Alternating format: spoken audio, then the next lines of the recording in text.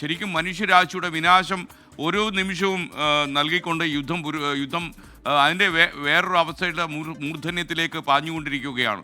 യുദ്ധം വിനാശകാരിയാണ്. വി ദിലീപ്കുമാർ ചേരുന്നു. S good morning. യുദ്ധം 6ാം ദിവസത്തിലേക്ക് കടക്കുമ്പോഴും ഇസ്രയേലും ഇറാനും ശക്തമായ പ്രത്യാക്രമണങ്ങൾ നടത്തുകയാണ്. ഫത്ത 1 മിസൈൽ ഇറാൻ ഉപയോഗിച്ചിട്ടുണ്ട് എന്നാണ് ഏറ്റവും ഒടുവിൽ പുറത്തുവരുന്ന വിവരം.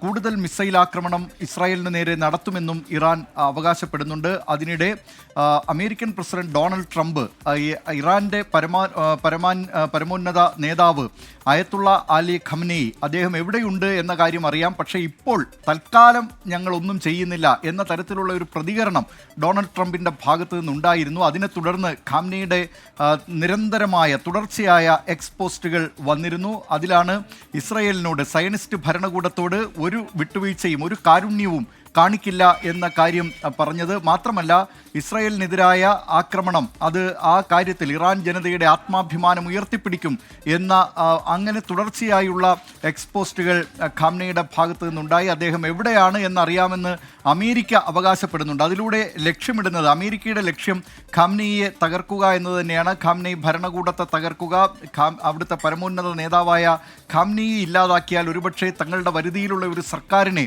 അവിടെ സ്ഥാപിക്കാനാകും എന്ന് ഇസ്രായേലും അമേരിക്കയും ഒക്കെ കരുതുന്നുണ്ടാകാം.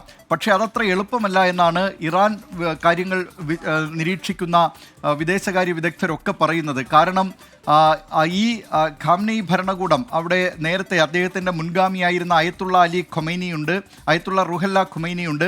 ആ ഖുമൈനി അദ്ദേഹം അന്തരിച്ചതിനു ശേഷം, അദ്ദേഹത്തിൻ്റെ വേർപാടിനു ശേഷം ഈ ഖാംനയി അത്രത്തോളം ഒരു ആജ്ഞാശക്തിയുള്ള നേതാവാകില്ല എന്ന് ലോകം പ്രവചിച്ചിരുന്നു. പക്ഷേ ആ പ്രവചനങ്ങൾ അസ്ഥാനത്താക്കിക്കൊണ്ട് തൻ്റെ നിയന്ത്രണത്തിൽ, തൻ്റെ വരുതിയിലേക്ക് സർക്കാരിനെയും സൈനിക നേതൃത്വത്തെയും ഒക്കെ കൊണ്ടുവന്നു ഇദ്ദേഹം.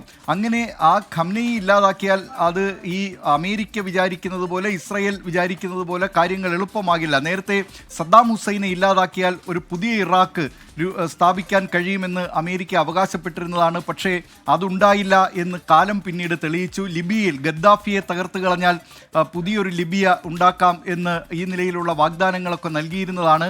പക്ഷേ അതൊക്കെ ലോകത്തിൻ്റെ മുന്നിലുണ്ട്. അതുതന്നെ ഇറാനിലെ ജനാധിപത്യവാദികൾക്ക് പോലും, അവിടുത്തെ ഭരണകൂടത്തിനെതിരെ, പരമോന്നത നേതാവായ ഖാംനയ്ക്കെതിരെയൊക്കെ പോരാടിയിരുന്ന ഇറാനിലെ സ്വാതന്ത്ര്യദാഹികളായ ജനങ്ങൾക്ക് പോലും അമേരിക്കയുടെയും ഇസ്രായേലിൻ്റെയും ഇപ്പോഴത്തെ ഈ നയങ്ങളോട് യോജിപ്പില്ല. അങ്ങനെ ഒരു രാജ്യം ഇല്ലാതാക്കിക്കൊണ്ടാണോ ജനാധിപത്യവും സ്വാതന്ത്ര്യവും കൊണ്ടുവരേണ്ടതെന്നാണ് 2023 നോബൽ സമ്മാന ജേതാവായിരുന്ന നർഗീസ് മുഹമ്മദി പോലും ചോദിക്കുന്നത്. നർഗീസ് മുഹമ്മദിയൊക്കെ ഏറെക്കാലം അവിടെ ജയിലിലിട്ടിരുന്നതാണ്. പക്ഷേ അത്തരം ആൾക്കാർ പോലും ഇപ്പോഴുള്ള ഈ ഒരു രാജ്യമില്ലാതാക്കിക്കൊണ്ട് ജനാധിപത്യം എങ്ങനെ കൊണ്ടുവരും എന്ന ചോദ്യം ഉന്നയിക്കുന്നു. അതേസമയം തന്നെ അമേരിക്കയിൽ US കോൺഗ്രസിൽ നേരത്തെ PP ജെയിംസ് പറഞ്ഞതുപോലെ റിപ്പബ്ലിക്കൻ പാർട്ടിയിലെ അടക്കം ചില അംഗങ്ങൾ അവർ ഇറാനെ ആക്രമിക്കുന്നതിൽ അമേരിക്കയ്ക്കുള്ള അധികാരം പരിമിതപ്പെടുത്തണം എന്നാവശ്യപ്പെട്ടുകൊണ്ട് വരികയാണ്.